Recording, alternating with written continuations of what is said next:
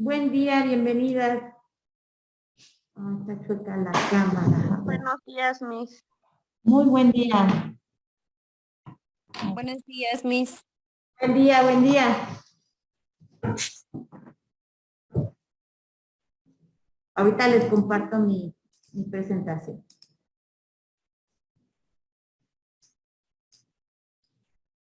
Bueno, pues sí, muy buen día.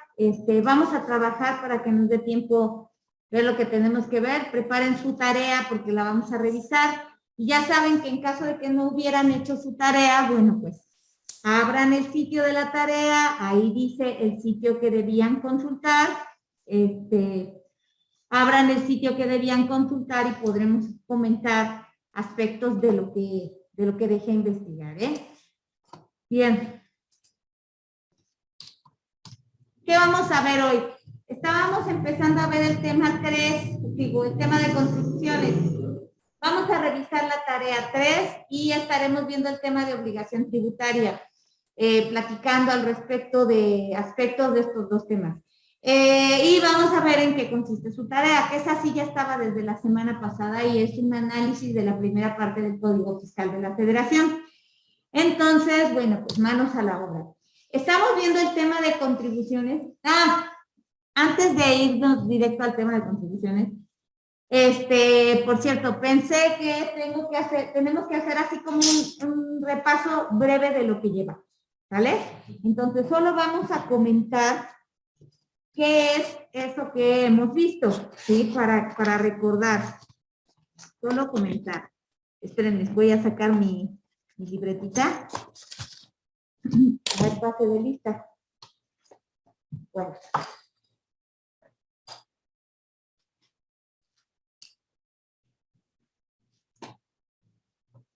Bueno, entonces, vamos a ver.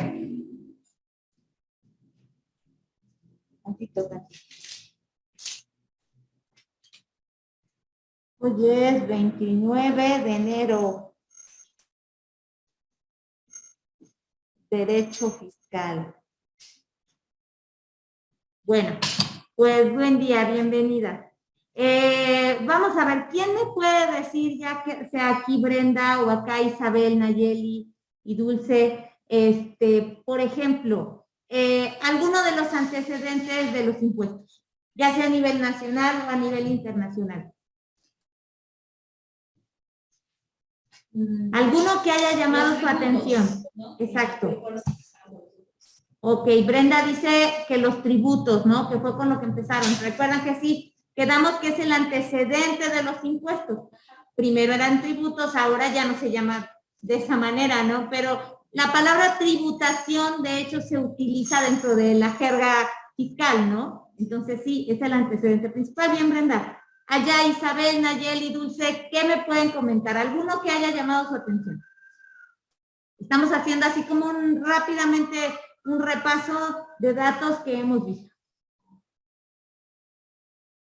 A ver. ¿Quién me puede responder por allá? Isabel, Nayeli, Dulce. Yo no escuché bien la pregunta, Miss. Ok. A ver, la pregunta fue, díganme algún antecedente de los impuestos que haya llamado su atención, tanto a nivel nacional como a nivel internacional. Un dato, uno. De los antecedentes de los impuestos.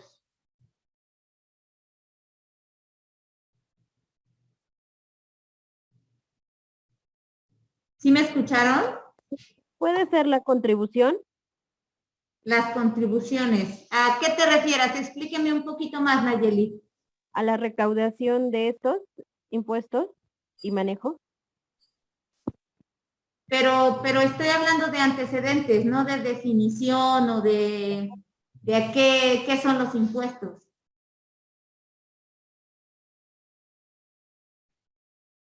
Bueno, por ahí ya no traigo la diapositiva, sin embargo, acuérdense que vimos, por ejemplo, que había antecedentes en Egipto, había antecedentes en Roma, por ejemplo, había antecedentes aquí en México, ¿no? Los aztecas, ¿se acuerdan que les dije cómo se llama, que ya había un recaudador.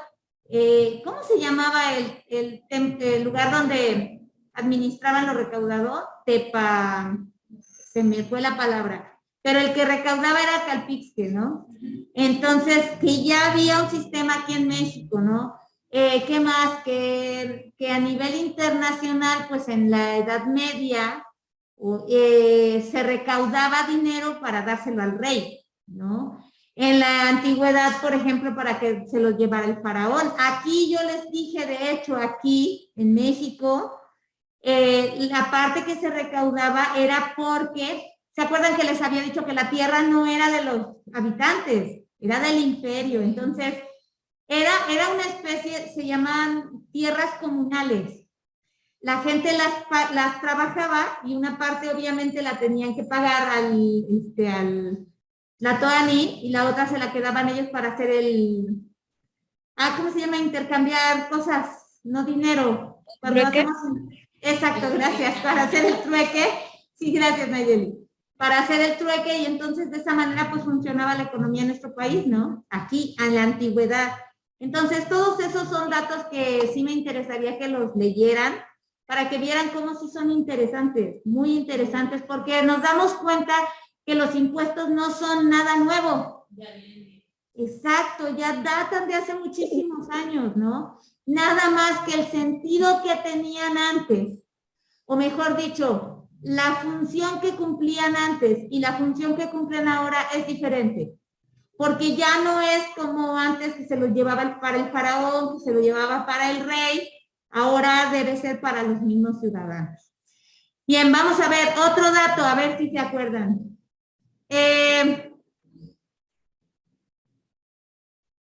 ¿Cuál es el organismo principal en materia fiscal en este país? El SAT es una de las ramitas. ¿Cómo se llama la oficina principal? La secretaría principal. Secretaría de Hacienda y Crédito Público. Correcto, Secretaría de Hacienda y Crédito Público, ¿verdad? Por ahí, uno de los organismos que se desprende de la Secretaría de Hacienda y Crédito Público es el SAT. Pero el SAT no es más que la Secretaría es el principal. De hecho, ¿se acuerdan que les dije que hay dos pilares, que son los pilares principales en el sistema financiero de este país? Uno es Secretaría de Hacienda y Crédito Público. ¿Cuál era el otro? Banjico. Exacto, Banjico, ¿no? Y que se acuerdan que quedamos que no hay relación entre ellos directa. Sí hay relaciones de asesoría, pero no relación de que uno influya en el otro o el banco en la secretaría. No, eso no puede ser, ¿no?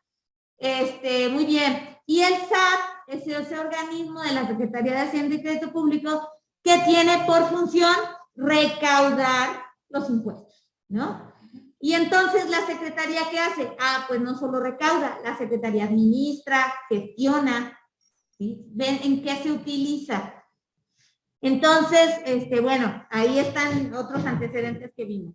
Otra cosa que hemos visto, por ejemplo, ¿qué etapas se requieren para que haya una ley de impuestos, por ejemplo?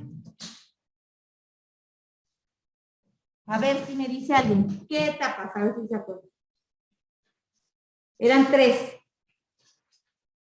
Y son muy importantes. Fíjense que a mí me encantó saberlas, porque muchas veces para nosotros esto es desconocido, ¿no? Para nosotros es desconocido. Para mí era desconocido. Sí sabía las etapas, porque esas me las enseñan en la universidad. Pero lo que yo no me acordaba, y por eso digo que era desconocido, porque hacía muchos años que yo creo que no lo veía, que no me acordaba. Seguramente debimos verlo entonces. Era la parte, cuando leímos el documento que vimos acá de las etapas, que decía que el presidente podría detener una ley, a pesar de que las cámaras ya la hubieran aprobado, siempre y cuando el presidente tenga una razón válida, ¿no? Le vaya a hacer alguna modificación, adición o algo para poder mandarla, o la promulgue en el momento adecuado, ¿no? Entonces, pues sí, vimos esas etapas. Son 3 para hacer una ley. ¿Qué se les ocurre? Acuérdense, ¿qué era? Es que ellos crean las leyes, las pasaban a... Exacto, primero en la creación de la ley. es cuando se presenta una iniciativa de ley. Exacto. Nosotros la escribimos, vamos con nuestro diputado y los diputados son quienes la presentan también, o el presidente puede mandar la iniciativa de ley, ¿vale? Muy bien, ahora, segunda etapa, ¿qué sucede? ¿Se aprueba y ya? No. Muy bien, el Congreso la estudia, ¿no? Estudia, ve si es factible, si se puede llevar a cabo, si va de acuerdo con la política que está manejando el país en este momento, si va de acuerdo con, por ejemplo, con el presupuesto. Muchas leyes surgen de ahí, o los cambios en la ley surgen de ahí, ¿eh? Por ejemplo, queremos recaudar un poquito más de impuestos, o vuelvo a lo mismo, con los cambios que se dieron ahorita este año, ¿eh? Hay cosas muy interesantes para este año. Lo de los chicos de 18 y la sorpresa de que muchos jubilados van a tener que presentar declaración, ¿no? Que de eso no se está hablando. No he oído noticias en las que estén diciendo eso. Y cuando llegue el mes de abril, que es declaración de las personas físicas, va a haber quien pegue de brincos, ¿eh? Porque, sí, eso mismo. Sí. Perdón, apenas vi en un comunicado de quienes estaban obligados a declarar impuestos y quienes no. Pero no terminé de leer la nota y efectivamente estaban hablando de esa parte, de los pensionados y jubilados del IMSS y del ISSSTE, me parece. Exacto. Se me hizo raro, dije, no he escuchado he escuchado un poco de noticias, dije, no he escuchado eso. Exacto, eso a mí me llama la atención, Nayeli, así como lo estás diciendo, porque resulta que yo me enteré esta semana, y ojo, fíjense bien cómo son las autoridades y son hasta los medios, porque el año pasado se publicitó muchísimo, se habló muchísimo de los jóvenes de 18 años que se tienen que dar de alta y nadie tocó este tema. Al menos no, yo vi varias noticias donde estaban los senadores y los diputados discutiendo y nunca vi de este tema. Y como tú dices, hasta esta semana ya van 2 noticias que veo y digo, no, tengo que checar más porque esto es importante. Y dice que está la reforma en el Código Fiscal de la Federación, entonces hay que leerla bien para ver. No van a ser todos, eso es lógico, ¿eh? No van a ser todos los pensionados, probablemente por eso no se le está dando la difusión que se requiere. Aproximadamente creo que dice una publicación que le leí ayer, que son aquellos que ganen que obtengan por su pensión más de 400,000 pesos al año. Obviamente son pocos, ¿no? Son pocos, no serán muchos. Sin embargo, aunque fueran pocos, es un tema del que debía haberse hablado un poquito más, ¿no? Porque, no sé ustedes, pero yo creo que ya se ganaron su pensión, no tienen por qué, ok, ganan unas pensiones muy altas, pero ya se la ganaron a lo largo de su vida. Yo creo que no debían cobrar más impuestos. Sí, Nayeli, a lo mejor puede ser porque ve que antes podían tener varias pensiones.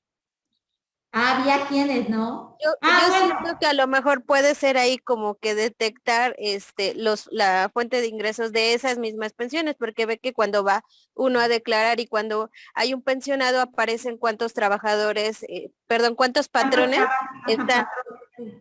Entonces yo siento a lo mejor que puede ser por esa parte y también como usted bien lo menciona, por la cantidad que hacen acumulación ante el año.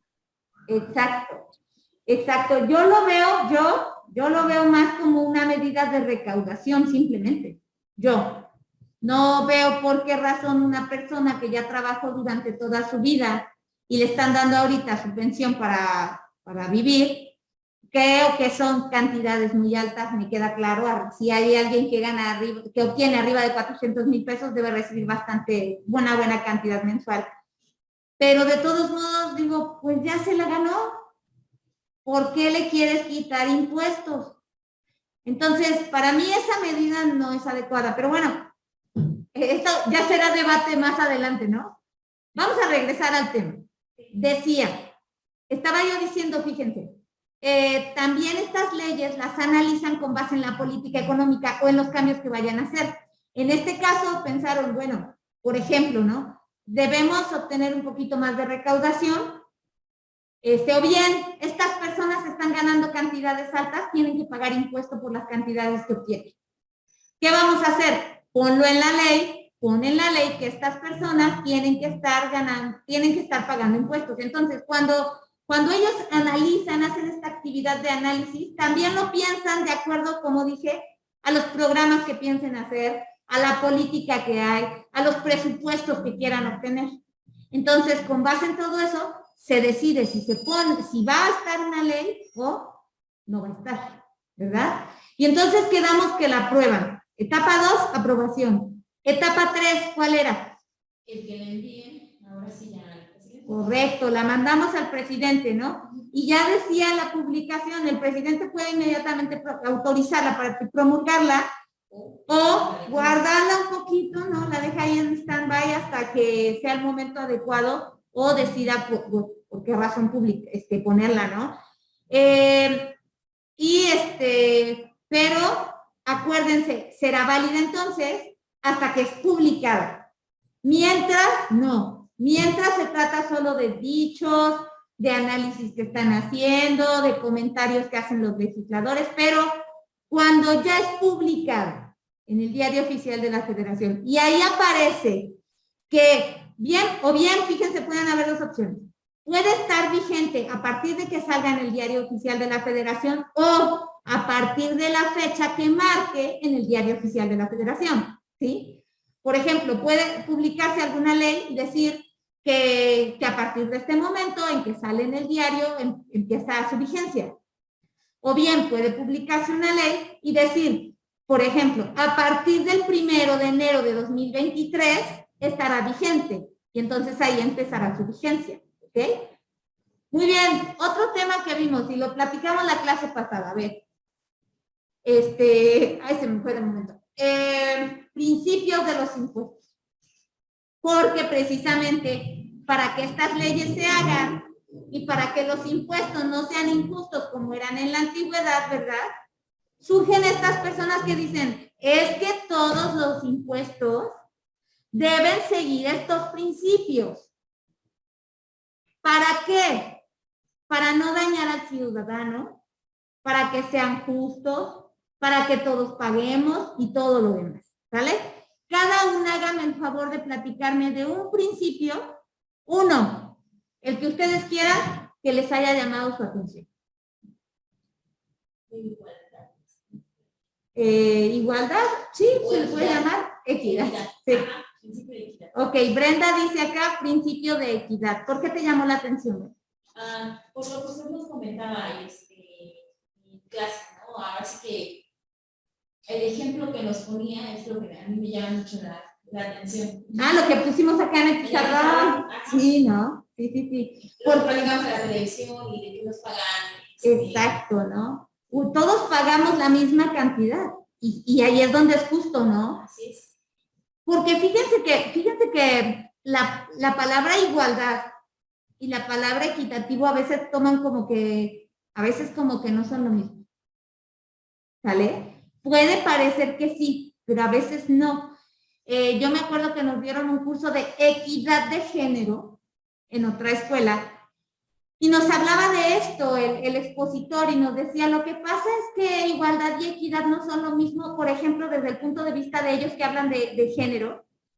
Y nos decían, es que las mujeres antes, por ejemplo, reclamaban, bueno, ahora ya hay más apoyo y ayuda, pero antes decían, queremos igualdad.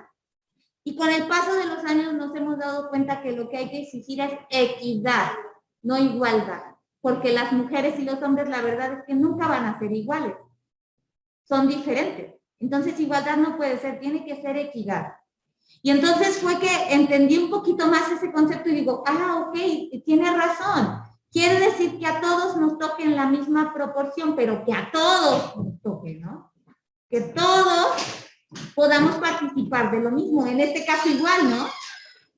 Que todos tenemos que cooperar, todos tengamos que cooperar en la proporción que pueda cada quien. Claro que sí. De ahí se acuerdan que el que puede más, gana más, que coopere más. El que gana un poquito menos, que coopere menos. Bien, ¿Quién más, Nayeli? Sí, la obligatoriedad, Correcto. ¿Por qué te llamó la atención, Nayeli?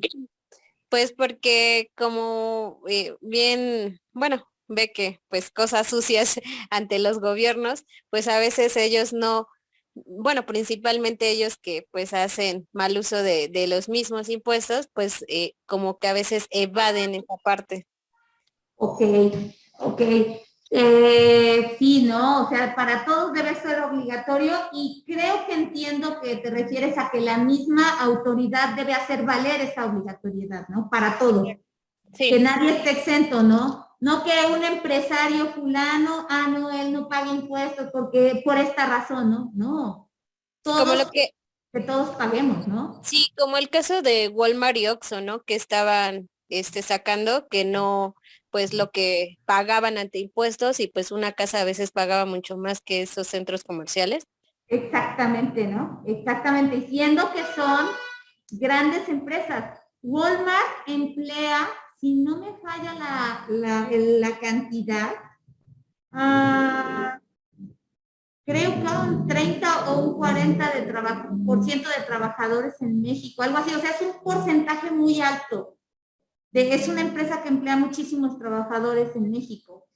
Y exacto, como dices, bueno, ¿y cómo puede ser que con esa cantidad de trabajadores, esa cantidad de negocios, de espacios de infraestructura, esa cantidad de ingresos, resulta que no paga tanto de impuestos, ¿no? Entonces, efectivamente, la obligatoriedad es importante, que todos estemos conscientes de qué es lo que nos toca pagar. Muy bien, Nayeli, gracias. Isa, Dulce, ¿qué me dicen? Díganme un principio. Había, acuérdense, justicia, legalidad. A ver, Dulce, por favor. Yo el de principio de beneficio, Ajá. ¿Por pues qué te llamó la atención? más que nada porque cada persona paga de acuerdo al beneficio que recibe, ¿no? Ok, O sea, que ahí es justo. correcto. Que también lo vimos como principio de proporcionalidad, ¿no? Es el mismo. Exactamente, ¿no? Que cada persona aporte de acuerdo a la capacidad que tiene y pero que aporten. Esa es la parte importante, ¿no? Que aporten. Aunque sea poquito, pero hay que dar. Muy bien, Dulce, gracias. Isa. El principio de certidumbre o certeza, Miss, que es el que nos señala que todo impuesto debe de tener una fijeza Exacto. con elementos y características para evitar actos arbitrarios por la Correcto. misma administración pública. Exacto, ¿no? Hablábamos muy bien, Isa, de que esa certeza radica en que haya claridad en ese impuesto. Que se sepa por qué se está pagando, cuánto se está pagando, cómo se está calculando. O sea, que tenga todos los elementos bien claros para que todos los ciudadanos tengan certeza de qué es lo que están pagando, ¿no? Y que yo les decía que ahí nos damos cuenta que en México nos está fallando un poco. Pero saben que yo creo que ahí va un poquito por el lado de los ciudadanos que no verificamos un poco, porque hay leyes que dicen los lineamientos de cada impuesto. Pero recordarán que les platiqué de un ejercicio con algunos alumnos en el que veíamos que decían, sí, les preguntaban, ¿usted paga impuestos? Y decían, sí. ¿Cuáles? Y la gente ya ahí es donde contestaba cosas absurdas. No sabían por qué pagaban. Algunos no sabían por qué pagaban impuestos, ¿no? Entonces, ahí podemos ver que el principio de certeza se cumple desde el punto de vista de la ley, porque hay leyes que están diciendo con claridad los elementos de cada impuesto. Pero yo creo que ahí nos falta un poquito a los ciudadanos, nos falta un poquito más de cultura fiscal. Esa es mi opinión personal, ¿sale? Bueno, me pasé. Bueno, y como estos tenemos otros temas, ¿sale? Váyanle dando una leidita para el día, ¿cuándo dije? 12, ¿verdad? El día 12 de febrero yo les abro el examen. Quien ha estado conmigo, Dulce ha estado conmigo en otras clases, ya sabe que yo les abro el examen desde el sábado, una semana antes de que termine el curso. Les abro el examen desde el sábado, en este caso será sábado 12, se los abriré a las 3 de la tarde. Y ustedes tienen toda la semana semana hasta el viernes 18 a las 11:59 para hacer su examen, ¿sale? No vamos a hacer el examen acá. No, no, no. Aquí vamos a tener clase todavía el sábado 19, ¿eh? El examen ustedes van a aprovechar y lo van a hacer cualquiera de los días de la semana, el día que ustedes quieran. Estudian el domingo, por ejemplo, y el lunes se sientan a hacerlo. Es un ejemplo. Ustedes decidan. Siempre y cuando el examen esté terminado y enviado a más tardar el viernes 18 a las 11:50 y tantos. ¿Ok? Mi sugerencia, nuevamente, no lo dejen hasta el último, porque nunca sabe uno si va a haber internet o algo, y resulta que si lo dejan hasta el último, vaya a pasar alguna de esas cosas que luego, ay, se me fue el internet, no lo puedo mandar y ya son los últimos minutos. Bueno, no lo dejen hasta el último, ¿ok? Bueno, entonces vayan dándole un repaso. Llegamos entonces ahora sí a nuestro tema 4, ¿vale? Bien, vamos a continuar. Estamos viendo el tema 4 que nos habla de las contribuciones. ¿De dónde vamos a...? Que ya precisamente Nayeli nos empezaba a dar como que un concepto, ¿no? De estas contribuciones. Es lo que pagamos. Contribución porque contribuimos. ¿Se acuerdan que en el artículo 31 de la Constitución quedamos que nos dice, ¿no? Que es obligación de los ciudadanos aportar para el sustento del Estado, para que saque los gastos públicos, ¿no? Entonces ahí está la base. La ley nos dice que tenemos que contribuir, ¿bien? ¿Cómo vamos a contribuir? Bueno, pues lo dice el Código Fiscal de la Federación en el artículo 2, ¿vale? Pero lo vamos a leer, pero primero quiero que ustedes lo lean aparte, ¿vale? Ahorita se los comparto aquí en pantalla. En el caso de Brenda que está acá o de ustedes si no lo quieren abrir, ahorita lo pongo. Artículo 2, pero fíjense muy bien. Primero ustedes lo van leyendo cada una, no lo vamos a leer en voz alta para que se concentren. Con base en lo que van leyendo, quiero que hagan un cuadro sinóptico, ¿vale? Con lo que van a ir leyendo van a hacer un cuadro sinóptico, porque ese artículo 2 nos muestra la clasificación de las contribuciones. Entonces vamos a poder ver cuadro sinóptico, contribuciones son estas y anotamos brevemente en qué consisten. Les doy de 5 a 8 minutos, yo creo que nos alcanza buen tiempo. Me van diciendo conforme vayan terminando y una vez terminado el cuadro, platicaremos esos puntos que extrajeron. ¿Sí? Entonces, denme un segundito, pongo el código aquí, lo pongo acá para que lo puedan ver. Código Fiscal de la Federación. Vamos a tomar, siempre yo les recomiendo abrir el de la Cámara de Diputados, ¿eh? Es el más reciente. Ahí lo tenemos. Bien.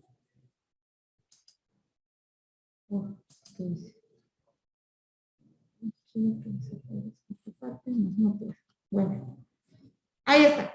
Fíjense bien, en el artículo 1, voy a hacer un poquito más grande, ahí está. El artículo 1 del Código Fiscal de la Federación, de hecho vamos a empezar a analizar un poquito el código, porque recuerden que dentro de los fundamentos legales, se acuerdan que el primero es la Constitución, en el artículo 31 que ya vimos, ¿eh? Además, ojo, ese artículo 31 concretamente es fundamento de impuestos, ¿eh? Del pago de impuestos. Pero hay más artículos que se refieren al aprovechamiento de esos impuestos. Por ejemplo, les doy un ejemplo más. El artículo 74 de la Constitución, en la fracción 4, nos habla de que el Congreso de la Unión debe hacer examinar, examinar y aprobar el presupuesto que se utiliza, que se obtiene con los impuestos. Entonces, ahí tenemos otros artículos que se refieren más o menos a la materia, pero concretamente el que ya vimos. Después, el siguiente fundamento, recuerden que en materia fiscal es Código Fiscal de la Federación. Vamos a empezar a analizarlo. De hecho, su tarea del día de hoy son los conceptos que se encuentran en el capítulo 1, ¿sale? En este capítulo 1. Varios conceptos, todo el capítulo 1, ahí hay varios conceptos que ustedes van a tener que buscar. Entonces, bueno, rápidamente nada más vamos a ver. ¿Qué es lo que nos dice el artículo 1? Para que podamos oírnos. Vean ustedes que ahí en esa primera parte nos aclara nuevamente lo que la Constitución ya nos decía. Estamos obligados a contribuir para los gastos públicos, ¿verdad? Y dice, ojo, conforme a las leyes respectivas. ¿Esto qué quiere decir? Ah, bueno, nuevamente retomando los principios, que sabemos que debe haber un principio de legalidad, es decir, debe existir una ley para que podamos pagar un impuesto. Entonces, aquí mismo lo dice. Conforme a las leyes, tú pagarás impuesto y tú vas a contribuir. Es decir, no vas a contribuir con lo que tú quieras o tampoco vas a contribuir con lo que te obliguen a dar, ¿no? Si no hay una ley. Hay una ley y con base en la ley tú pagarás. Bien. Aquí viene un poquito más, esto lo analizarán en su tarea. Así que vámonos, solo quería leer esa primera parte. Vámonos directamente al artículo 2. Ahí está. Solo voy a leer el principio y ya ustedes podrán hacer su cuadro sinóptico. Vean esta primera parte, dice, las contribuciones se clasifican en, aquí están los datos para hacer su cuadro. Las contribuciones al Estado, a través de las cuales nosotros le damos dinero al Estado para que el Estado lo tome y con eso haga entonces toda la obra pública, programas sociales, todo lo que hace, todo el gasto público. Ellos obtienen esas contribuciones a través de esto. Observen, impuestos, aportaciones de seguridad social, contribuciones de mejoras y derechos, las que se definen de la siguiente manera. Y entonces aquí ya están en cada una de las siguientes fracciones, están desglosadas, ¿no? Aquí está lo que son los impuestos. Ay, me pasé. Aquí, ¿no? Lo que son los impuestos. Un poquito más abajo, lo que son las aportaciones de seguridad social. Ahorita estaremos platicando qué es eso. ¿Qué son las contribuciones de mejora? Y qué son los derechos. ¿Ok? Entonces, de ahí, hagan por favor su cuadro sinóptico y enseguida platicamos y veremos algunos ejemplos de estos, de esta clasificación.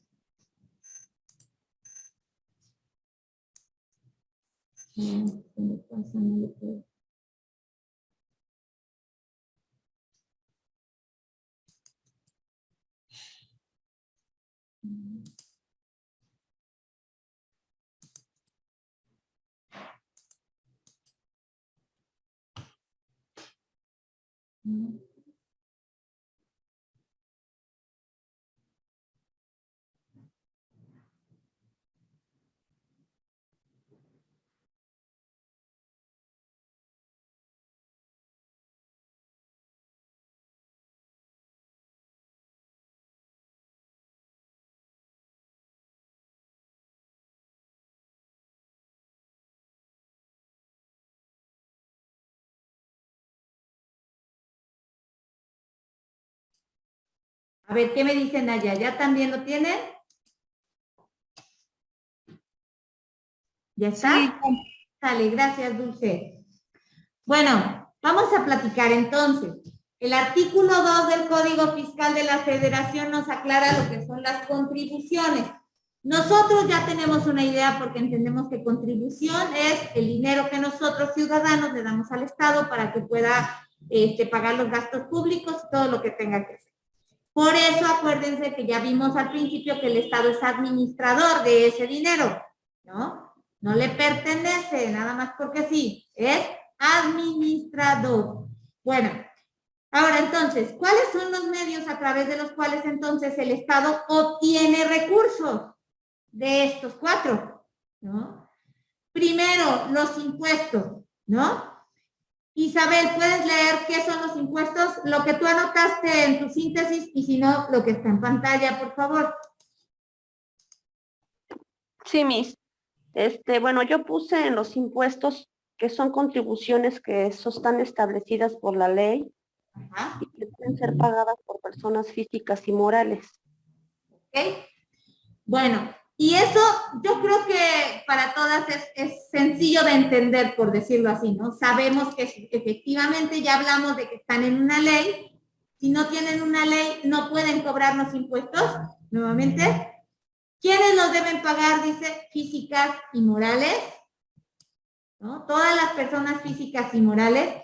Y dice que se encuentran en situación jurídica. ¿Se acuerdan que ya habíamos visto lo que era el hecho que genera precisamente el que tú pagues impuestos, ¿no? Por ejemplo, se los decía con los chicos de 18 años, ¿no? Se van a dar de alta, pero no van a pagar impuestos. ¿Por qué? Porque no están en situación jurídica para ello. O sea, no están de acuerdo. La ley dice, pagarán impuestos las personas físicas y morales que obtengan ingresos, por ejemplo, ¿no? Bueno, pues si este es un estudiante, no tiene ingresos, entonces no está cayendo en la situación jurídica que dice la ley, por lo tanto, no pagará impuestos por eso. Pero, por ejemplo, en el caso de IVA, y lo vamos a ver más adelante, el IVA dice, por las actividades siguientes, y una de ellas nosotros sabemos que es comprar, por ejemplo, papel higiénico, ¿no? Entonces, si este estudiante va a la tienda, compra papel higiénico en el centro comercial, pagará un impuesto por ello, porque está en la situación jurídica que la ley dice, está realizando la actividad que la ley del IVA pone o aclara, que es aquella por la cual se debe pagar el impuesto. Entonces, en ese caso está en la situación jurídica, ¿no? Está de acuerdo a lo que dice la ley, ¿no? Pero lo interesante de este es lo que, porque yo creo que, como dije, se entiende muy claro, entendemos muy claro qué son los impuestos, pero quiero que vean ahí, ¿no? Excepto los de la fracción 2, 3 y 4. O sea, si es derecho, si es aprovechamiento o si es contribución de mejora, no es impuesto. Esto es excluyente. Si es impuesto, no puede ser esto. Si es derecho, son impuestos. No es considerado impuesto. Bueno, gracias, Isabel. Vámonos al siguiente. Siguiente, ¿no? Aportaciones de seguridad social. Nayeli, ¿puedes leer qué es, por favor? Sí, o lo que escribiste en tu libreta. sí, en este caso, pues yo puse que son sustituidas por el Estado en cumplimiento de obligaciones fijadas por la ley en materia de seguridad social o las personas que se definen por servicio de seguridad social por el mismo Estado. Correcto. Aquí les tengo dos ejemplos para que puedan entender un poquito más. Fíjense bien. Aquí en Puebla, ustedes saben que el servicio de limpia no lo presta el Estado, lo presta una empresa, ¿no? Entonces, esta empresa recibe un pago, pero a la vez esa empresa tiene que aportar algo, porque está realizando un trabajo, una obligación que le toca al Estado, lo sustituye para cumplir la obligación. ¿Qué hacemos nosotros? Nosotros a quien le pagamos, pues a esta empresa también. ¿Vale? Entonces ahí tenemos una aportación de seguridad social. Nosotros le damos a esta empresa que está cumpliendo con una obligación. Claro, el Estado no puede cumplir con esa obligación, entonces por eso le da a una empresa la autorización para poder hacer esto, ¿no? Ese es el ejemplo 1, esa es una aportación. Ejemplo 2, por ejemplo, ya no se llama Seguro Popular, ¿cómo se llama ahora? Bienestar. No recuerdo. Bienestar, exacto, gracias. Bueno, entonces, tú vas y, por ejemplo, quieres ir al hospital, ¿verdad? Entonces, tú puedes ir, todos en este país tenemos seguridad social, podemos ir al hospital, por ejemplo, simplemente los partos, las mamás que se van a aliviar, no tienen por qué pagar, al menos en Puebla no se paga un parto en un hospital del Estado. Entonces, ¿qué pasó? ¿Cómo sucedió esto? Bueno, pues es que la familia fue al centro de salud, se dio de alta, las trabajadoras sociales en el centro de salud ven de acuerdo a lo que declaren que ellos obtienen de ingresos, si deben pagar una pequeña cuota o no. Y entonces, por ejemplo, esas pequeñas cuotas que se pagarían en casos de aseguramiento, así en el seguro del bienestar, entonces serían estas aportaciones de seguridad, porque a cambio de ello tú vas a poder recibir el servicio médico en cualquiera de las instituciones que presta aquí el gobierno, ¿no? Que es, por ejemplo, allá el Hospital de la Mujer, el Hospital General, precisamente, o cuando vamos a vacunarnos a los centros de salud, o vas a consulta a un centro de salud, ¿no? Toda aquella cantidad que tú aportes para esos organismos será aportación de seguridad social. ¿Ok? Bueno, 3. Por favor, Dulce, ¿podrías leer el número 3? Sí. Por favor. De contribuciones de mejoras. Son establecidas en ley a cargo de personas físicas y morales que beneficien de manera directa por obras públicas. Exacto, ¿ya vieron? Y esas son muy fáciles de ver.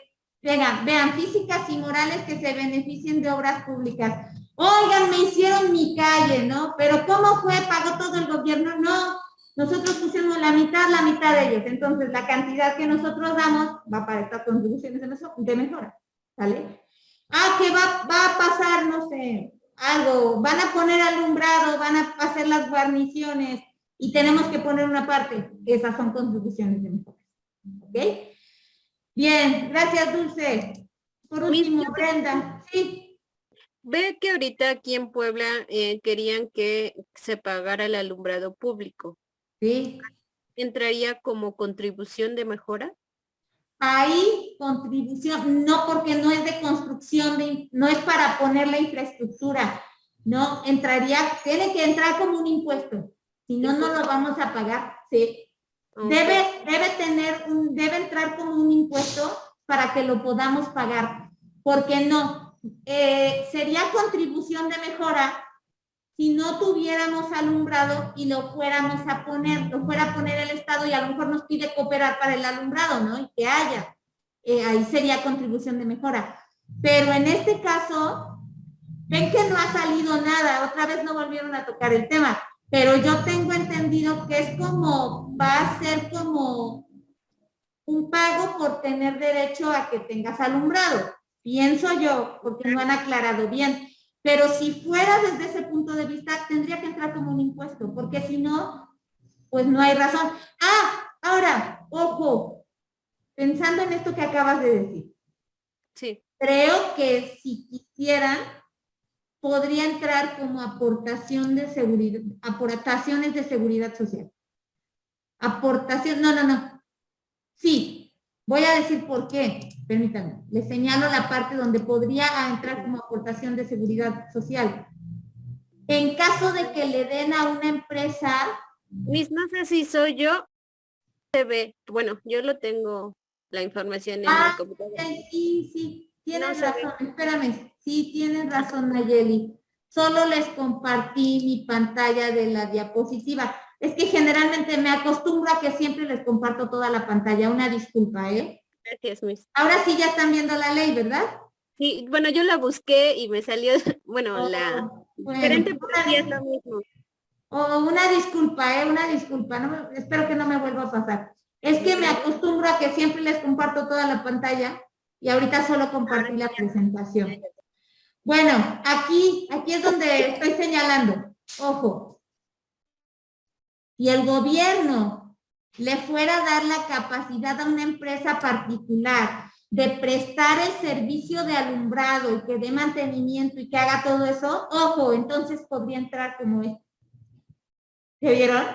No entraría como impuesto ni como contribución de mejora. Podría ser se me ocurre que podría ser una aportación de seguridad social.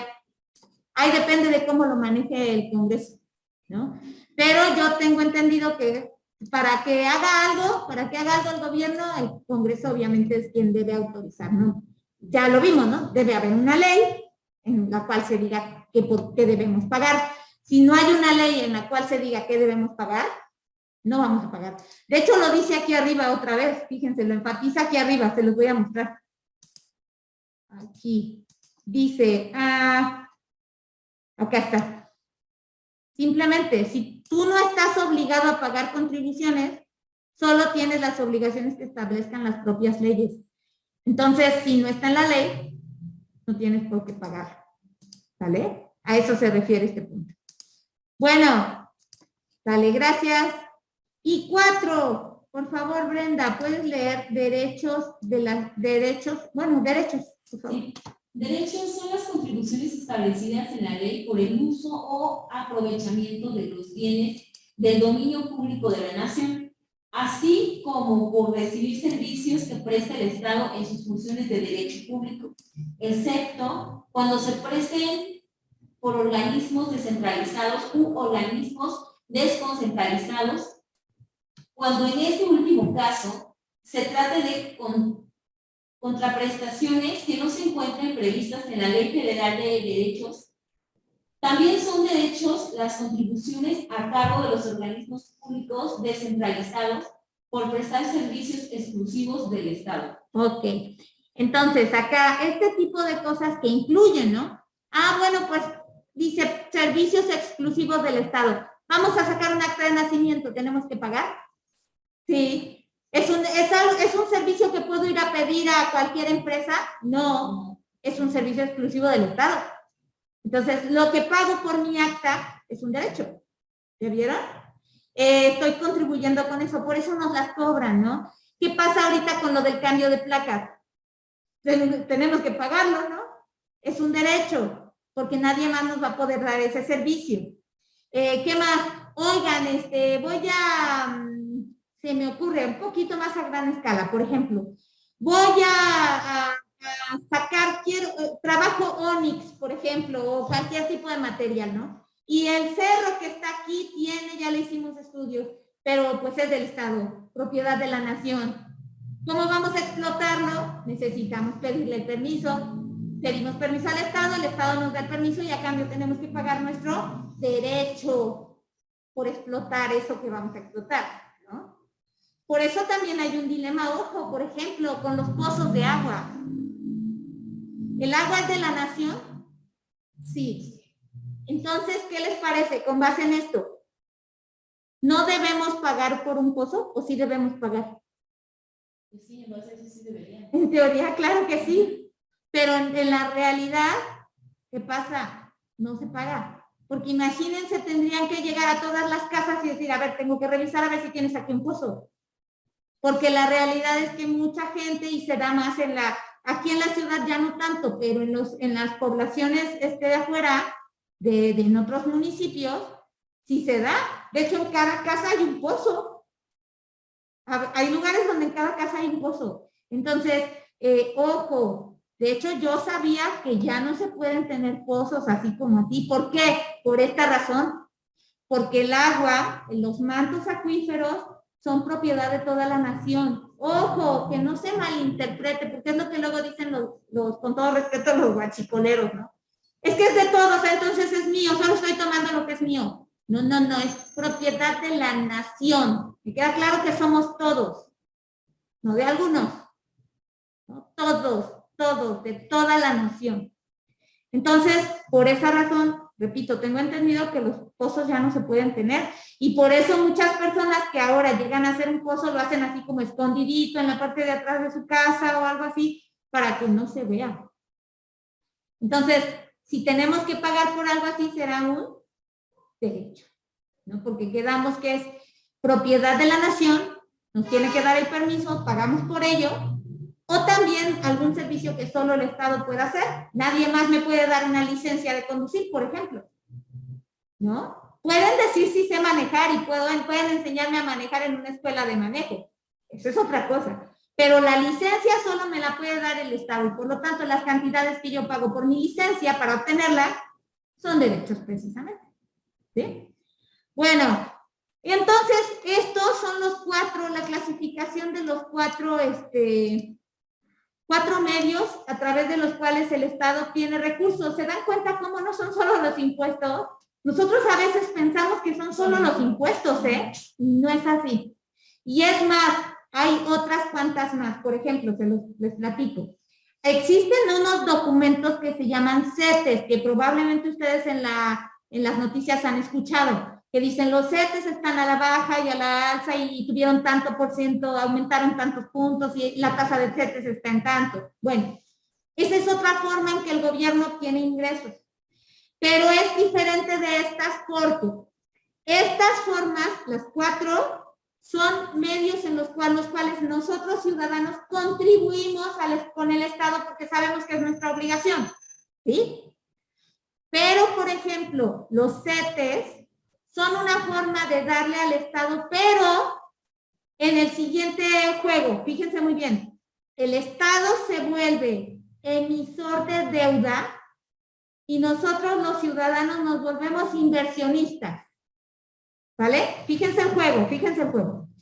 Por ejemplo, yo necesito dinero, híjole, ¿saben qué? Necesito 500 pesos, pero para que me los den, obviamente nadie me los va a querer dar así nada más, ¿saben? Entonces voy a hacer un documento que financieramente se llaman bonos. Aquí en México los documentos que firma el gobierno, no sé si se vea, si lo firma el gobierno entonces no se llama bono, se llama CETES. Le cambié el nombre, pero no se ve. CETES, son los CETES. Y entonces el gobierno hace estos papelitos. Vamos a suponer que este vale 5,000 pesos. Hay desde 100 pesos, ¿eh? Y entonces el gobierno hace estos papelitos.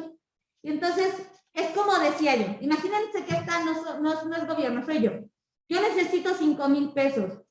Entonces les digo a ustedes, oigan, ¿quién me presta los 5,000? Y aquí está el documento que ampara que les voy a pagar.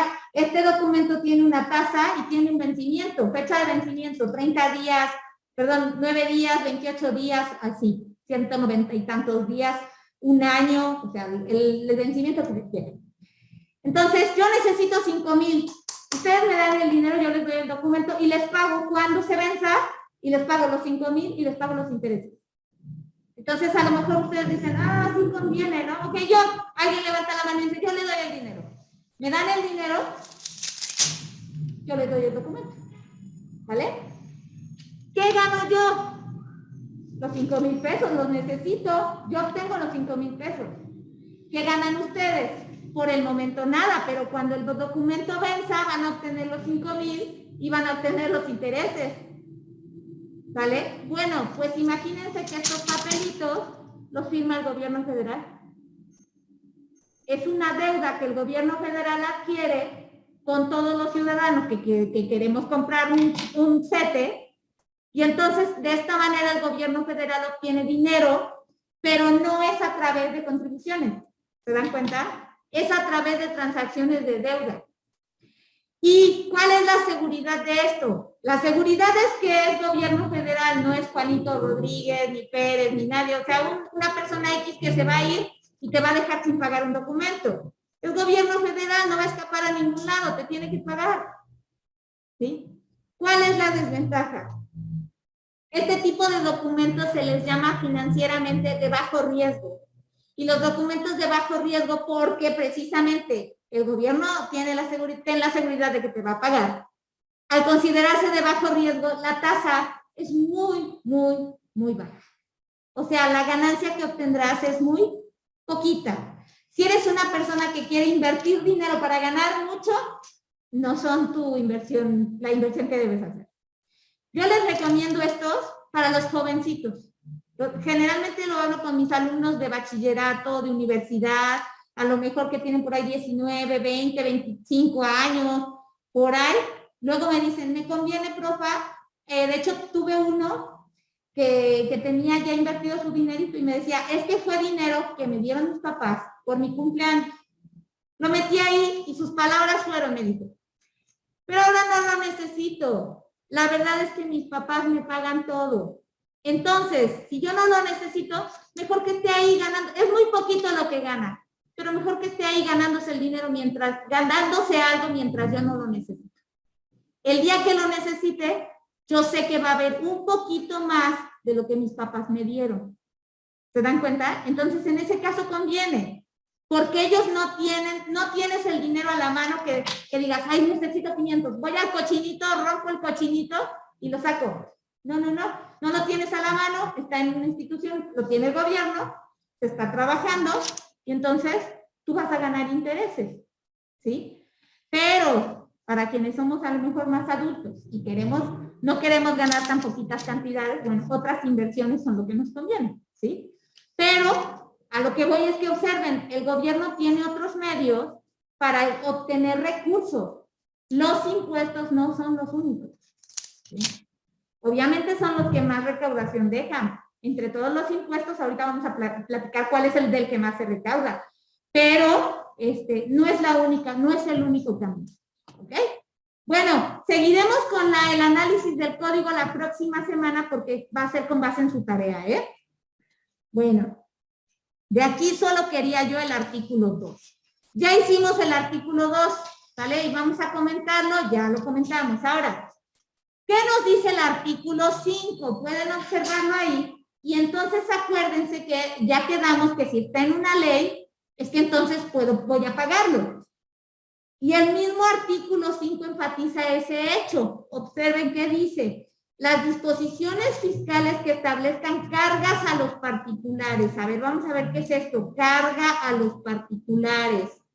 Resulta que las cargas a los particulares son precisamente los impuestos que debemos pagar, ¿vale? Aquellos impuestos que la ley me dice que yo debo pagar. Por lo tanto, está a mi cargo hacer el pago. Por eso es una carga a un particular, ¿sale? Porque está a mi cargo, es mi responsabilidad, ya que en la ley dice que yo tengo que pagar.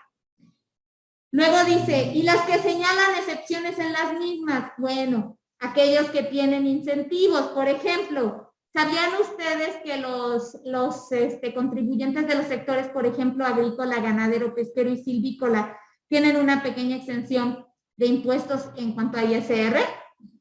Creo que es un 30% del impuesto. No todos, a partir de este año no todos, solamente deben cumplir con una cierta cantidad de dinero. Los que obtengan ingresos por una cierta cantidad de dinero no recibirán ese incentivo, y los que estén por debajo de esa cantidad sí recibirán ese incentivo. ¿Por qué razón? Bueno, porque se considera que son sectores vulnerables y además son los sectores productivos del país. Entonces, si son los sectores productivos, los sectores que dan de comer al país, pues no los castigues. ¿Sí me explico? Esa es la política. No los castigues para que produzcan, sigan generando.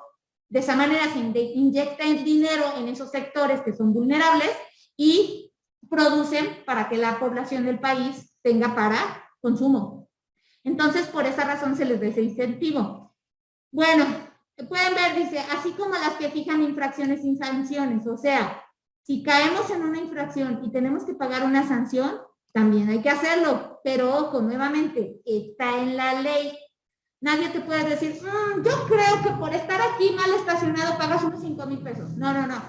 A los de tránsito no se les ocurre así nada más. Tienen un reglamento y tienen cantidades que te deben de cobrar, ¿no? Dice por eso, todo eso es de aplicación estricta. Todo eso es de aplicación estricta. Está en la ley y de acuerdo con la ley se hace. Entonces, se consideran que se establecen cargas a los particulares las normas que se refieren al sujeto, objeto, base y tasa o tarifa. Estos, de hecho, quiere decir que son los 4 elementos que todos los impuestos tienen y que nos permiten entender quiénes pagan el impuesto, por qué pagamos el impuesto, cuándo pagamos el impuesto y cómo pagamos el impuesto. ¿Sí? Le da claridad. Ahí es donde aplica el principio de certidumbre. Bueno, me paso. Aquí están los 4 elementos, ¿vale? Observen, ahí se los pongo.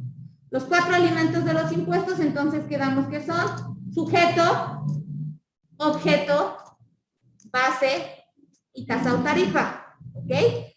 Ya saben que esta presentación, si lo quieren anotar adelante, pero si no, ya saben que se las dejo en la plataforma, ¿eh? Si alguien tiene duda de dónde está en la plataforma, me dice y con todo gusto les explico. Bien, siguiente, ahí está lo que es cada uno. ¿Vale? No voy a hablar, las voy a dejar por favor que lo lean. Primero lean cada uno y luego les explico para que pueda yo explicar después de que ustedes ya hicieron su razonamiento, ¿ok?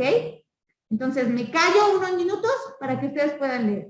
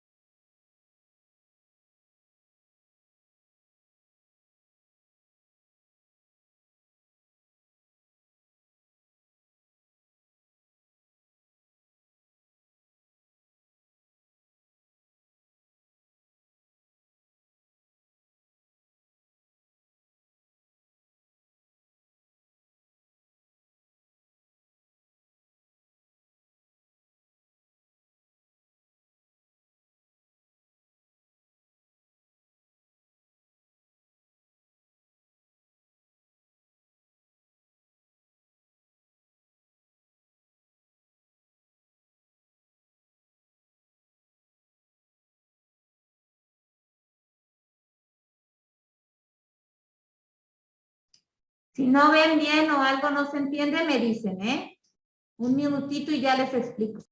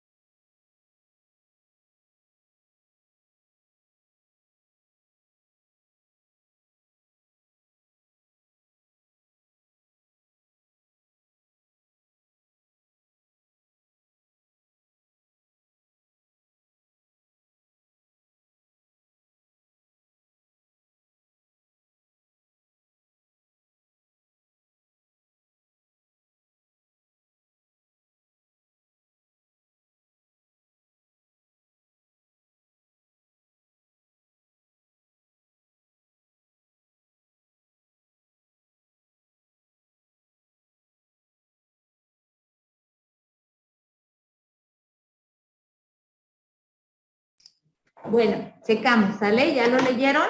Ahora, ojo. Sujeto entonces es el quién. Exacto. ¿Quién? ¿Quién tiene que pagar impuestos? Ahí nos lo dice. Y cada impuesto, ahorita les traje 2 ejemplos, IVA e ISR, para que vean cómo los sujetos son diferentes. Entonces, sujeto es el quién, ¿ok? ¿Quién debe pagar impuestos? La persona que los debe pagar. Objeto, el qué, o sea, aquello por qué debo pagar. ¿Cuál es la razón por la cual dice que yo tengo que pagar un impuesto? Ese es el objeto. Porque cumples con el objeto, estás en la situación jurídica que marca la ley, entonces tienes que pagarlo. No es que quieras, no es alternativo, es a fuerza. Base, ¿sale? La base dice, es la cantidad sobre la cual se calcula el impuesto, es lo que utilizo. ¿Sobre qué? ¿Cuál es tu base? Dices que tengo que pagar 500 pesos, ¿con base en qué?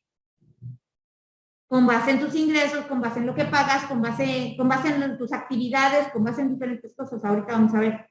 Es la base, ¿sí? Y la tasa o la tarifa son los parámetros con los cuales se determina el impuesto. Entiéndase tasa precisamente como un porcentaje, ¿sale? Tasa es el 30%, el 16%, esta es la tasa, ¿no? Pero, ojo, ¿cuándo es tarifa? Cuando se establecen cantidades fijas. Por lo tanto, por ejemplo, para las personas que tienen ingresos de 500 pesos les va a tocar pagar 300 pesos. Para las personas que tienen ingresos de 2,000 pesos, a ver si se ve. Sí. Bueno, para las personas que tienen ingresos de 1,000 pesos, les va a tocar pagar 600 y así sucesivamente. Cuando tenemos rangos que marcan cantidades o porcentajes por cada rango, entonces eso es tarifa, ¿sí? Porque de acuerdo a lo que marca la ley, fijaremos la situación del contribuyente y pagará de acuerdo al renglón que le toca.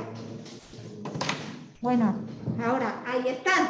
No son los 4 elementos. Ahora, ¿qué paso? Ejemplo, el ISR. ¿Cuáles son los elementos del ISR, no? Observen ahí, impuesto sobre la renta, que es el impuesto directo por excelencia en este país. Ahorita vamos a ver qué son esos directos. ¿Qué es eso de directo? Es el principal. Y dice, el artículo, de hecho el artículo de la ley del ISR, el artículo primero que nos habla de esto, es más largo. Yo aquí se lo sinteticé, pero les voy a platicar. Dice, son las personas físicas y morales que en este país tengan, por los ingresos que obtengan, o bien, si tienen establecimiento permanente, por los ingresos de ese establecimiento, o bien, aunque no tengan un establecimiento, pero si obtienen ingresos. Por ejemplo, todo lo que es virtual, ¿no? O lo que está en internet. Si obtienen un ingreso de ahí, tienen que pagar impuestos. Entonces, como que sintetizando, son sujetos de este impuesto las personas físicas y morales nos vamos al objeto, por los ingresos que obtengan, siempre y cuando su fuente de riqueza esté ubicada en nuestro país. ¿Vale? ¿Cuál es la base? La base para calcular los impuestos. Ingresos menos deducciones. ¿Sí? Yo gano con mi negocio al mes, no sé, 45,000 pesos, me gasto 22. Entonces, 45 menos 22, lo que te quede, esa es la base sobre la cual vas a aplicar los impuestos. Yo soy un profesionista que gana por honorarios y me gano por honorarios, no sé, X cantidad al mes. Le quito mis gastos y entonces esa es la base sobre la cual calcular tu impuesto. ¿Ok? Esa es la base. Tasa o tarifa. En el caso del impuesto sobre la renta, las personas morales tienen una tasa porcentual de un 30%. Y las personas físicas, por eso le puse PM y PF. PM, personas morales, PF, personas físicas. Para las personas físicas hay una tarifa, siendo el porcentaje menor, 6.40 por 0. O sea, hay contribuyentes que es tan poquito su ingreso que no pagan impuestos. Luego la que sigue es de 6.40%, o sea, vean, no es mucho. Luego el rango que sigue es 10.88%, tampoco es mucho. Pero depende de tus ingresos, porque conforme, a veces por eso me dicen, oye, ¿por qué razón me subieron en el trabajo y resulta que ahora pago más impuestos? Bueno, pues les tengo que explicar esto, es que es proporcional, cuando ganas más pagas más, cuando ganas menos pagas menos. Pero también porque en ISR hay una tarifa y entonces quiere decir que brincaste de rango porque te aumentaron el salario. Entonces al brincar de rango también aumenta el porcentaje que vas a pagar. ¿Sí? Porque, por ejemplo, acuérdense que decía el rango del 6.40, si aumentó de ingresos pasarás al otro y ya te tocará un 10.88%. No te toca el 6. Siendo el rango más alto para personas que ganan arriba de 400,000 pesos al mes, las personas que ganan más dinero, 35% de impuestos, más que las personas morales, ¿eh? Porque hay algunas personas físicas que están ganando más. Entonces, el impuesto es mayor. ¿Qué pasa con el ISR? Ay, no pasó. Con el IVA, perdón. Ahí está en pantalla. Vean que es diferente, ¿no? En el IVA el sujeto es, artículo 1 de la ley del IVA nos dice, el sujeto del impuesto en IVA es todas las personas físicas o morales que en territorio nacional realicen cualquiera de las siguientes actividades. Y ahí va descrito el objeto. 4 actividades que se tienen que realizar para que tú pagues impuestos. ¿Qué pasa si no realizas ninguna de estas 4 actividades? No pagas IVA porque precisamente no estás en la situación jurídica que marca la ley. No cumples con el objeto, no estoy realizando ese objeto, entonces no pago IVA. Pero realizo alguna de esas actividades, claro, entonces cumples con el objeto, claro que pagas IVA. Y atentas, porque dice, personas físicas y morales que en territorio nacional realicen cualquiera de las siguientes actividades. Ojo, mucha atención con IVA. No dice personas físicas y morales que sean mexicanos o nacionales, No, aquí nos habla, voy a hacer perdón por mi República Mexicana, está mal hecha, pero creo que sí se ve, ahí está. ¿Qué quiere decir? Que si hay una empresa, una persona moral aquí adentro y que realiza cualquiera de las 4 actividades que están marcadas ahí, ¿qué creen? Sí paga IVA, ¿no? Claro que paga IVA. Tenemos una persona física, nosotros estamos aquí en Puebla. Este sí paga IVA. Nosotros estamos acá en Puebla. Ahí, personas físicas en Puebla. Nosotros pagamos IVA Sí, si realizamos alguna de las actividades, porque dice la ley que estamos aquí, dentro del país, ¿no? Entonces, si estamos dentro del país, pagaremos IVA. Pero vamos a suponer que tenemos aquí a alguien, a un extranjero, persona física, también, pero está aquí, está en Estados Unidos. ¿Paga IVA en México, sí o no? Aunque esté realizando, por ejemplo, enajenación de bienes. Exacto. No, porque no está en territorio nacional. Pagará el IVA equivalente en su país, pero no porque no está en territorio nacional acá, ¿vale? Pero ojo, atentas. Viene de vacaciones a Los Cabos, aquí a Baja California. ¿Paga impuesto aquí? Sí. Sí, exactamente. Aquí sí paga impuestos, porque está en territorio nacional y está realizando cualquiera de las 4 actividades. No importa que sea extranjero, la ley no dice nacional o extranjero, solo dice que esté en territorio nacional realizando cualquiera de estas actividades. Y por eso también en el artículo 1 no lo alcanzamos a ver, probablemente no lo alcanzaron a ver, pero si pueden lo analizar.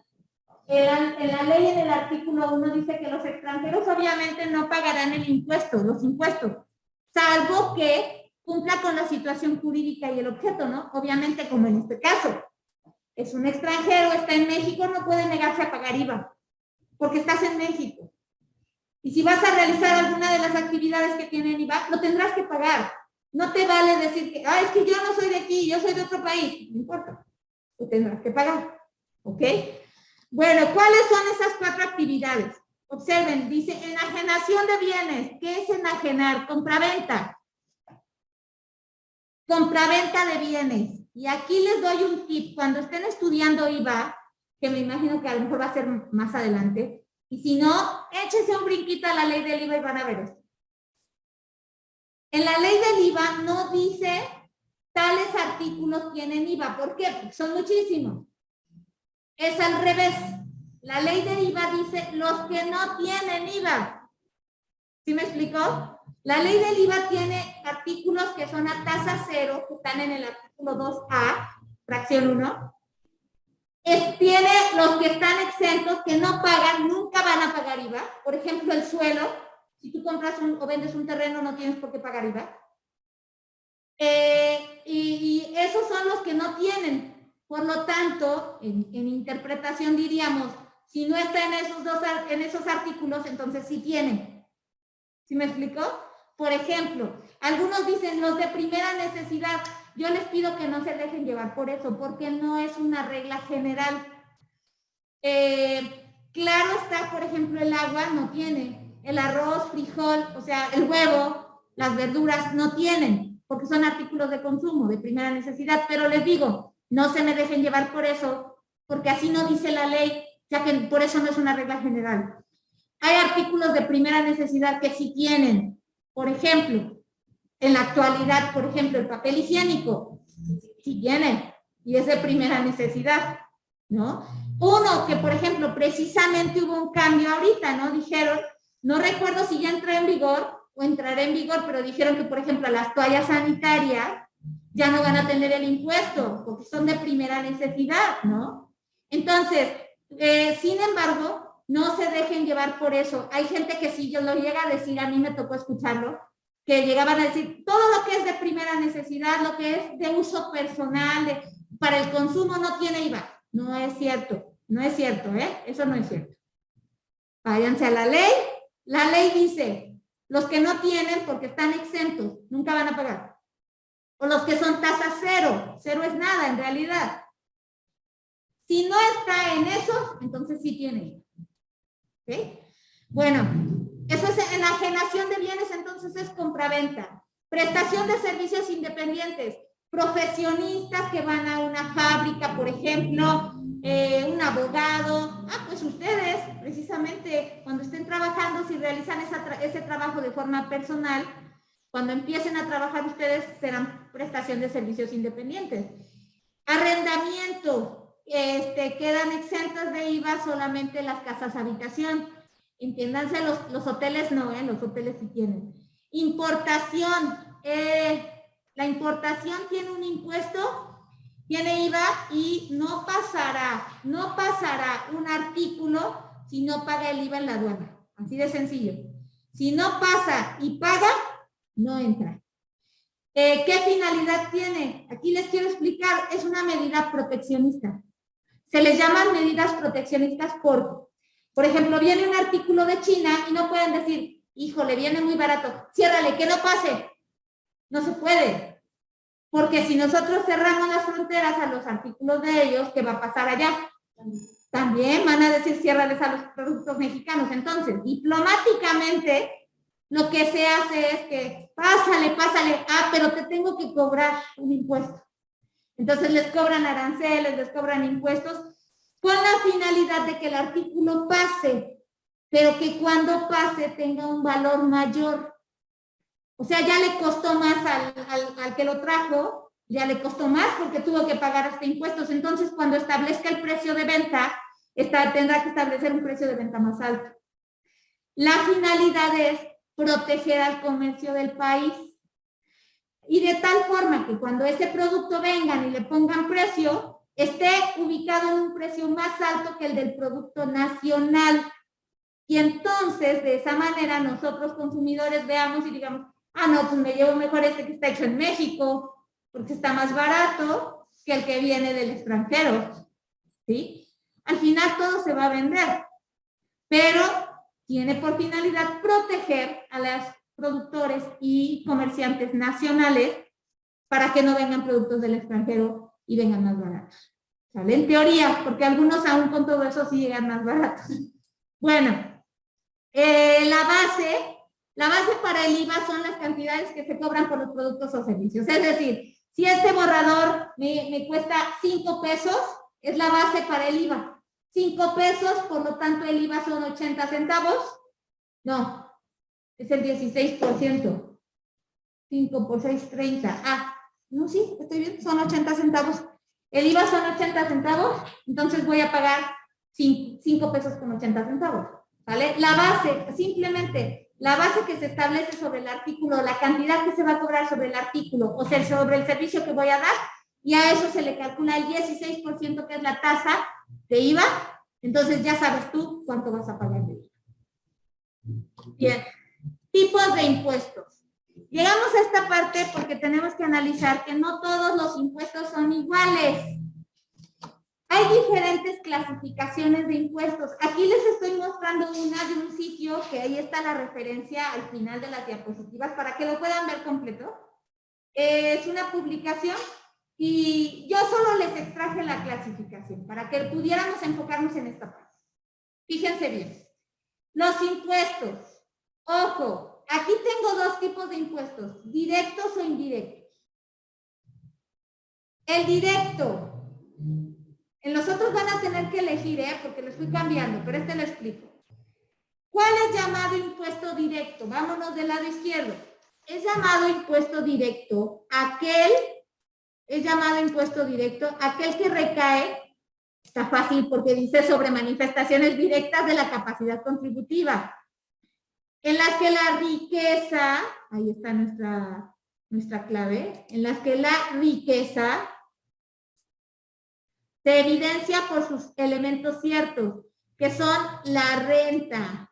Recuerdan que la clase pasada les dije que la renta no es solo pagar la renta de la casa. La renta es el ingreso que percibimos todos. Entonces, aquí lo que nos trata de decir es que la riqueza, el patrimonio, la renta o el ingreso que percibimos es aquello sobre lo que recaen los impuestos directos, ¿sí? Se llaman directos porque van sobre lo que tú ganas, que es lo justo. Por eso son impuestos que se perciben como justos. Porque la gente que gana menos paga menos, la gente que gana más paga más. Entonces, en teoría, ya lo vimos en las clases anteriores, es lo justo. Por eso se llaman impuestos directos. Segunda parte, lado derecho. ¿Por qué son indirectos? Porque graban cosas que no son los ingresos. ¿Se acuerdan que hablamos del IVA?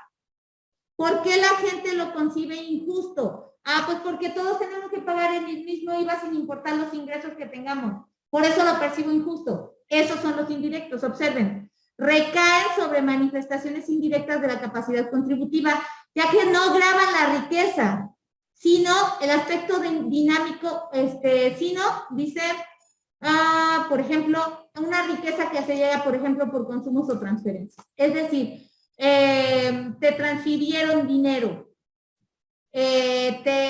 bueno, es lo de las pensiones que están diciendo ahorita, eso sería un impuesto indirecto.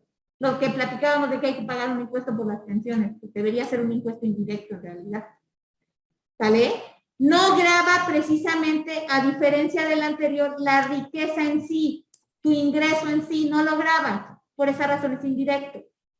¿Ok? Bueno. ¿Me dicen, le puedo cambiar? Sí. Ok. De todos modos, ya saben que estas diapositivas están ahí. Bien. Ahí está. Otro. Y me van a decir, sí, es impuesto indirecto y directo, profe, otra vez. Bueno, sí, es que resulta que en la clasificación de los directos y los indirectos, pues es que no es algo que la ley nos diga, ¿sí? Es algo que los que estudian impuestos analizan, reflexionan y dicen, pues este impuesto debería clasificarse así, este impuesto debería clasificarse así. La misma ley como tal no lo clasifica como directo o indirecto. Bien, aquí está entonces. Veamos aquí sí tienen que elegir, piénsenle bien. No por fuerza los acomodé en el orden en que están abajo, ¿eh? Bien, primero, son aquellos que no pueden trasladarse de modo que inciden en el patrimonio, es decir, en lo que tiene el sujeto pasivo. El sujeto pasivo somos los contribuyentes. Somos el sujeto pasivo porque le debemos al Estado los impuestos, se los tenemos que pagar. Así se llaman. En contabilidad, pasivo es el que debe, activo es el que obtiene, el que tiene el dinero, el que lo obtiene, el que tiene el derecho de cobrarlo. Entonces, esto se traslada aquí y en la ley por eso más adelante estaremos definiendo mucho con más claridad sujeto activo y sujeto pasivo, pero así a grandes rasgos les platico. Por lo tanto, el sujeto activo es el gobierno, quien tiene el derecho de recibir el dinero. El sujeto pasivo somos los contribuyentes que tenemos la obligación de pagarle. ¿Ok?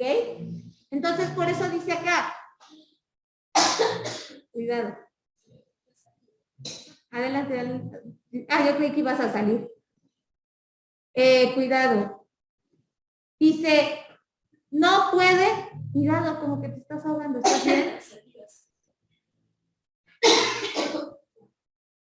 Son aquellos que no pueden ser trasladados. Es decir, si yo estoy dentro del sujeto, dentro de la situación jurídica que la ley dice, en la cual yo debo pagar un impuesto, no le puedo trasladar a nadie esa obligación. Lo debo hacer yo. ¿Ok? Luego, siguiente tipo, los impuestos que sí pueden ser trasladados. Cuidado. Los impuestos que sí pueden ser trasladados. Aquellos que, dice, de modo que no inciden en el patrimonio del sujeto, o sea, no inciden en tu riqueza ni en tus ingresos, sino en el de otras personas. ¿Ok? Yo le vendo a alguien, entonces de esa manera, al venderle o al cobrar, por ejemplo, el IVA, al hacer las transacciones de yo compro, yo vendo, ahí se traslada el impuesto. ¿Ok? Entonces, ¿cuál creen que es directo y cuál creen que es indirecto según la traslación? Los que no se pueden trasladar, ¿qué creen? ¿Son directos o indirectos? ¿Qué me dicen? Exacto, son directos porque no los puedes trasladar, los tiene que pagar la misma persona. Los que sí se pueden trasladar son indirectos porque los tiene que pagar, los puede pagar otra persona. ¿Ok? Bueno, ¿qué creen que por hoy no nos dio tiempo ni revisar su tarea? ¿No? Todavía nos falta un poquito, entonces voy cerrando, les muestro su tarea. Todavía nos faltaron, vean, varios impuestos. Aquí los tenía. Ahí están varios, nos faltaron, pero lo estaremos viendo la próxima semana. Y también estaremos revisando su tarea. Quienes no hicieron su tarea, háganla para que no se les junte. Y también para que estemos platicando la próxima semana esto. Bien. Todo esto nos queda pendiente. Lo estaremos viendo la próxima semana. Bien. Tarea 4, análisis del Código Fiscal de la Federación. Solo la primera parte, decía, permítanme les enseño. Se van a ir aquí a su Código Fiscal de la Federación, solo a su código, y va a ser todo el capítulo 1, desde el artículo primero hasta, ahorita les muestro, el artículo 17, Ahí está. 17b. ¿Ok? Hasta el 17b. El capítulo 2 ya nos habla de los medios electrónicos y eso lo estaremos analizando después. Entonces, hasta el 17b. ¿Cómo van a analizar? No hay que hacer una síntesis, pero obviamente tienen que darle una leidita a este capítulo 1, que está interesante, porque imagínense que en este capítulo 1 el Código Fiscal de la Federación nos va a dar como un marco conceptual, ¿sí? De todo lo que vamos a ver después, aquí nos va a definir conceptos. Yo les puse de hecho preguntas. Define este concepto, a qué se refiere esto, a qué se refiere esto, cómo define esto, para que podamos hablar de esos conceptos de esta parte del capítulo 1, que repito, es como, imagínense que es como algo como un marco conceptual. Nos va a definir varios conceptos que vamos a estar usando más adelante dentro del código y también que se utilizan en otras leyes. Entonces, este es solamente su capítulo 1. No hay que hacer una síntesis. Cuando abran su tarea, su hojita de la tarea, van a ver que ahí tienen preguntas. Ustedes solo tienen que ir leyendo, localizando la pregunta. Y aviso, algo que se me olvidó poner. Se me olvidó poner que anotaran la respuesta. O sea, solo les puse anoten la respuesta, pero saben que un favor, anotan la respuesta y le ponen entre paréntesis el artículo del cual sacaron la respuesta, porque eso se me olvidó ponerlo. ¿Ok? No solo anoten la respuesta, sino también el artículo en el cual vieron la respuesta para que les sirva a ustedes también como referencia después en cuál artículo puedes encontrar la definición de crédito fiscal, en cuál artículo puedes encontrar la definición de enajenación, en qué artículo te habla de, por ejemplo, del sistema financiero, de las instituciones del sistema financiero, entre otros, ¿vale? Entonces, anotan su respuesta y adelantito, donde ustedes quieran, pero ahí también anotan el artículo, si se puede el párrafo, ya saben, el párrafo, la fracción, para que lo tengan ustedes como referencia para futuras búsquedas, ¿ok? Bueno, algo que comentar antes de salir, antes de cerrar la sesión. Por allá, ¿qué me dicen? Isa, Dulce, Nayeli, ¿algo que comentar? ¿Nada? Bueno, pues si no tienen que comentar nada, entonces cerramos la sesión. Que les vaya bonito, que tengan buen fin de semana. Gracias. Buen fin de semana. Hasta luego, por allá, Gracias, y aquí maestra. también Brenda.